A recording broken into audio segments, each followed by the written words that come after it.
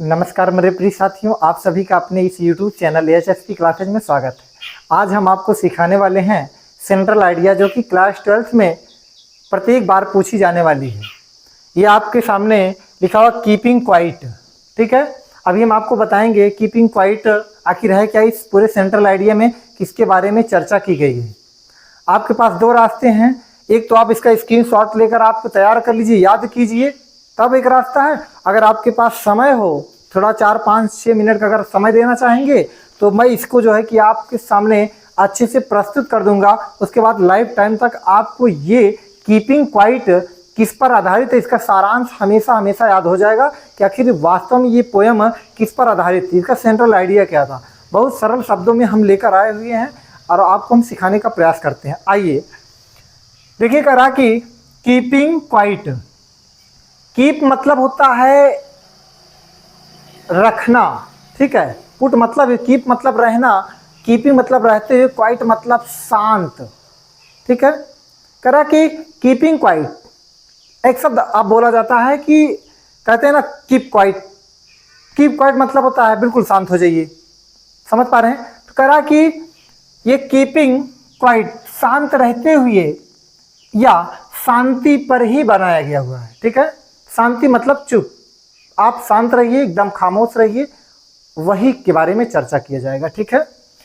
Central idea आपको बताया गया, केंद्रीय भाव, इसका हिंदी होता है सारांश। उस पूरे कविता का जो है कि पूरा का पूरा बताएंगे आप कि ये किस पर लिखी गई, इसके बारे में, इसमें क्या क्या डाला गया, किसके बारे में कहा गया है, क्या कहा गया, बस यही चीज आपको लिखना होता है, ठीक है। आइए सरल शब्दों में सिखाने का प्रयास करते हैं।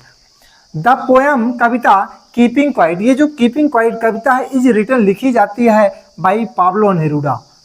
पाब्लो नेरूडा के द्वारा कीपिंग क्वाइट कविता लिखी जाती है। इन दिस पोएम, इस कविता में द पोएट हाईलाइट्स, कवि उजागर करता है the importance of silence and peace. करा कि कवि उजागर करता है द इम्पोर्टेंस मतलब होता है महत्व को, of silence and peace. Silent मतलब होता है चुप या शांत कह सकते हो, ठीक है। यहाँ पर कह रहा साइलेंट मतलब होता है मौन कह सकते हो, मौन। मौन कैसे, अगर आप मौन जानते होंगे, ज़्यादातर बच्चे इससे परिचित होंगे। जब विद्यालय में किसी का निधन, किसी के घर हो जाता है, या किसी अध्यापक के यहाँ, किसी के यहाँ जब निधन होता है भैया, तो वहाँ पर प्रेयर में जो है कि, या प्रेयर जब भी उसको सूचना मिलती है, तो कुछ समय बाद विद्यालय में सभी बच्चों को प्रेयर के, यहाँ पर प्रेयर करा जाता है, अर्थात ग्राउंड में लिवा जाकर 2 मिनट, 4 मिनट, 1 मिनट, जितने का भी जो होता है मौन कराया जाता है, सभी, जिसको मौन व्रत बोला जाता है, ठीक है। तो आइए देखते हैं। करा कि द पोएट हाईलाइट्स, कवि उजागर करता है द इम्पोर्टेंस, महत्व को, ऑफ साइलेंस, मौन, एंड मतलब और, पीस मतलब शांति। करा है मौन और शांति के महत्व को उजागर करता है, यानी करा कि मौन में क्या ताकत है, शांति में क्या ताकत है, इस चीज के बारे में कवि जो है उजागर करता है इस चीज को, ठीक है, इसके महत्व को बताता है। इन आवर लाइफ, हमारे जीवन में। करा हमारे जीवन में, देखिए इंग्लिश पढ़ी इस प्रकार जाएगी आगे से, उसके बाद जब सेंटेंस खत्म होगा तो उसका अर्थ जो है कि पहला सब्जेक्ट लेकर उसके बाद पीछे से अर्थ निकाला जाता है, आपको मैंने बताया है। द पोएट कवि अपने जीवन में शांति, देखिए यहाँ पर और जुड़ा, एंड से जुड़ा हुआ है, तो पहले इसका तब जो है कि इसका तब इसका करेंगे। करा कि कवि अपने जीवन में मौन और शांति के महत्व के बारे में, या के महत्व को उजागर करता है।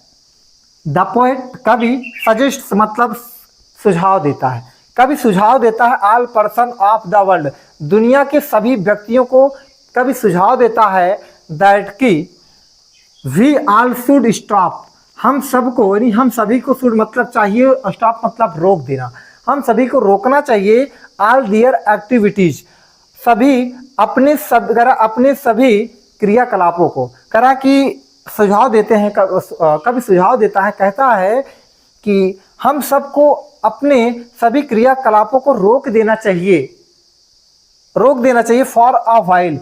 फॉर अ वाइल मतलब होता है एक क्षण के लिए, एक पल के लिए।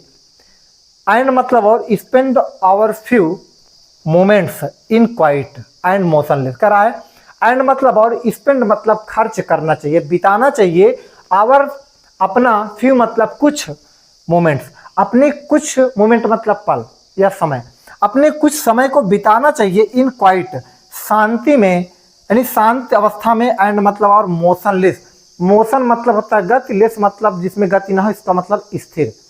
करा कि और स्पेंड मतलब खर्च करना चाहिए, बिताना चाहिए आवर फ्यू, अपने कुछ पलों को शांति और स्थिर अवस्था में, करा शांति और स्थिर अवस्था में अपने पलों को बिताना चाहिए।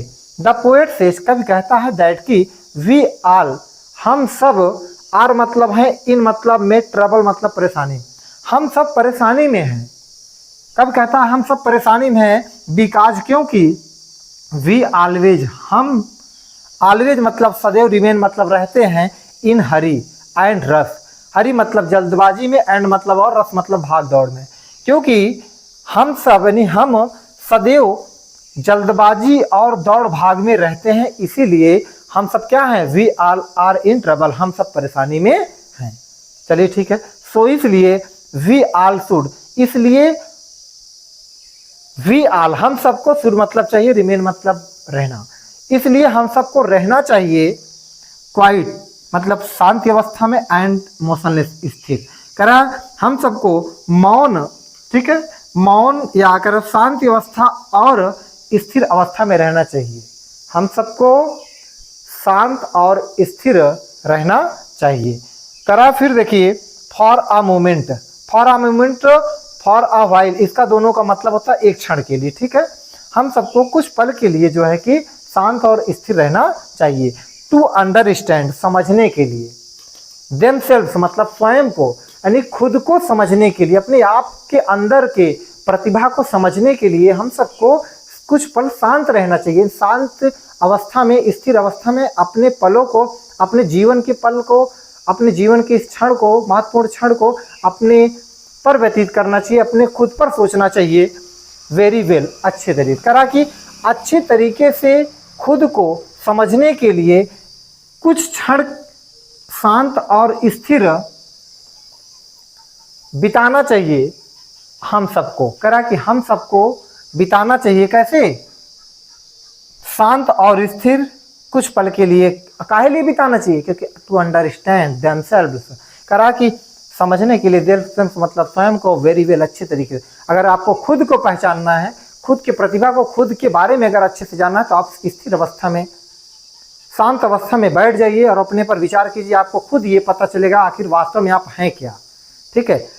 फिर देखिए क्या रहा है, लिविंग क्वाइट, लिविंग मतलब होता है रहना, जीरंड है, ठीक है, लिविंग क्वाइट, लिविंग मतलब रहना, क्वाइट मतलब शांत, शांत रहना, एंड मोशनलेस स्थिर, करा शांत और स्थिर रहना is the best solution, is मतलब है द बेस्ट मतलब सबसे अच्छा, सॉल्यूशन मतलब हल, सबसे अच्छा हल होता है ऑफ ऑल प्रॉब्लम, सभी समस्याओं का सबसे अच्छा हल है एवरी वन लाइफ, करा प्रत्येक व्यक्ति के जीवन में शांत रहना, शांत रहना सभी समस्याओं का हल सबसे अच्छा हल होता है, ये कह रहा है, यानी कि जो शांत आप रहेंगे तो आपके जीवन में सभी समस्याओं का हल सबसे अच्छा होता है शांत रहना, शांत रहना सबसे अच्छा हल होता है सबके जीवन में, बात समझ पाए।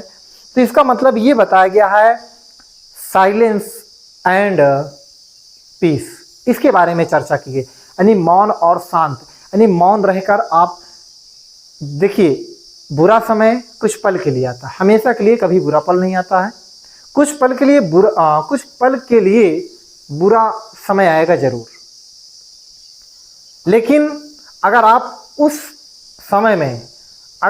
समय में शांत रहेंगे, मौन रहेंगे, तो मैं उम्मीद के साथ कहता हूं कि आप अपने जीवन में कभी हार नहीं मानोगे, कभी हारोगे नहीं। लेकिन अगर उसी पल आपने शांत नहीं रहा, आप अपने आप को जो है उजागर कर दिए, हलचल अपने अंदर पैदा कर दिए, तो ये समझिएगा आप टूट जाओगे और आप बिखर भी जाओगे, क्योंकि जब भी तूफान आता है तो अगर आंधी या तूफान जब आएगा तो आप जो है कि दौड़ना स्टार्ट कर दीजिए और एक व्यक्ति एक स्थान पर खड़ा हो जाए, देखिए जो दौड़ेगा वो बिखर जाएगा और जो खड़ा रहेगा वो निखर जाएगा। बात समझ पा रहे हो ना? सेम टू सेम यही घटना है। अगर कोई भी समस्या आपके जीवन में आती है तो आपको इतना याद रखना है, प्रॉब्लम आएगी लेकिन उस प्रॉब्लम आप शांत रहेंगे, कुछ पल रहेगी, उसके बाद फिर ये खत्म। फिर आप जो है कि एक आपको ऐसा लगेगा कि मैं जो है कि शांत रहकर अपने आप में विचार करता रहा और प्रॉब्लम आई, चली गई। ठीक है, चली जाने का मतलब ये है कुछ पल के लिए आपको तकलीफ देगी, थोड़े पल के लिए। अगर आप उसमें उलझ जाते हैं तो हमें काफ़ी लंबे समय के लिए तकलीफ बन जाएगी। अगर नहीं उलझते हैं तो कुछ पल के लिए तकलीफ, उसके बाद फिर आपका जो है आपकी लाइफ जो है कि इंजॉयफुल हो जाएगी। ठीक है, आनंद से भर जाएगी और आपको पहले जैसा महसूस होने लगेगा जैसे आप पहले फील किया करते हैं। ठीक है, तो ये रही आपकी पोएम, सेंट्रल आइडिया आपकी तैयार हो गई है। और आप इसको जो है कि एक बार जैसे मैं बताया हूँ वैसे जो है कि आप तैयार कीजिए और अपने कॉपी में एक बार लिखने का प्रयास कीजिए, आपका ये कंप्लीट हो जाएगा। एक चीज़ और ध्यान रखना भैया, जैसे आप जब सेंट्रल आइडिया लिखने लगना ना तो सेंट्रल आइडिया डालना है, कीपिंग क्वाइट ऊपर डालना, फिर सेंट्रल आइडिया लिखना ऐसे। तो जो ये मैं यहाँ से लिखा हूँ, आपको करना क्या होगा, ये लाइन आप इसके सामने से नहीं, इसके एक लाइन नीचे से स्टार्ट कीजिएगा।